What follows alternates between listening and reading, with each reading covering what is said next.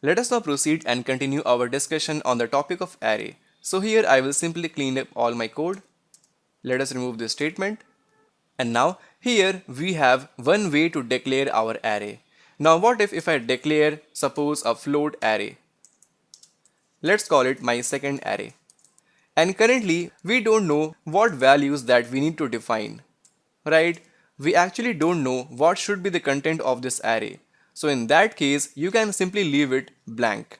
And later on, suppose you want to insert some value into this float array, then you can simply use my second array equal to give the value as 34.2f, 4.6f, 78.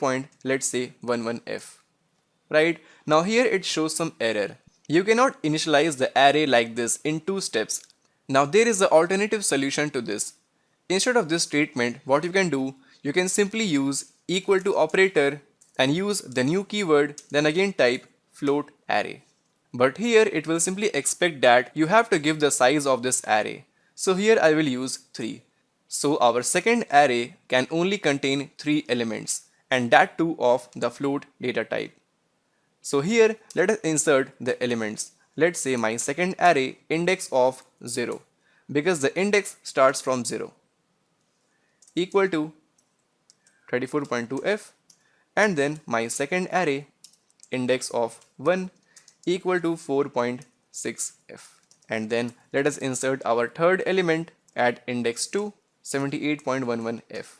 So here you can see I showed you the second way to declare any array in Java. Now suppose you want to print out all the values of this my second array. So again, let us copy the code from here and paste it here. And now instead of my first array, let us use my second array and also replace it by my second array. So in this case as well, our code will work fine. But hey, wait, here the IntelliJ IDE, it is showing some error or some warning. The for loop can be replaced by for each loop. Now what does this for each loop stands for? For each loop is basically the advanced form of for loop. And the syntax to declare the for each loop is that simply use the for keyword and then give the data type as float. Because our data content is float. Let's say float num followed by colon and then give the name of the array. And within the block, let us print out, let's say num. Now these two blocks of code are exactly same. Here I am showing you this is actually the for each loop, which is a new kind of loop that you should learn in this tutorial itself.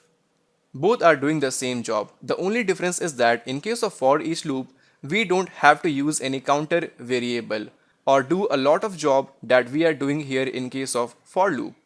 So here let me comment these 3 lines of code and let us now run the code. So here at the bottom we are getting our desired output 34.2, 4.6, 78.11. So this is the content of my second array. So what the for each loop will do, with each iteration it will store the one element of this array into the float number variable and print it out, right? So let us remove all these code from here. And now suppose if I increase the complexity of your application or your program, if I ask you to write a program to find out the sum of all the elements stored in the array. So in that case, just before your for loop, you have to define int sum equal to 0, and here within this you have to use sum then plus equal to operator, let's say my first array index of I. And then after the for loop, let us print out the sum of first array, then print out sum, right? Let us now run the code. So here we get the sum of first array is 94. In similar fashion, we can find the sum of all the numbers, that is the floating numbers within the second array. So in that case again we need to use this time float sum of numbers equal to 0. And now within the loop let us use sum of numbers plus equal to, let's say, num. And now right after this for loop let us use our print statement. second array, and then sum of numbers. Let us now run the code. So there we go, sum of second array is 116.91, this much. So this was all about the 1D array in Java.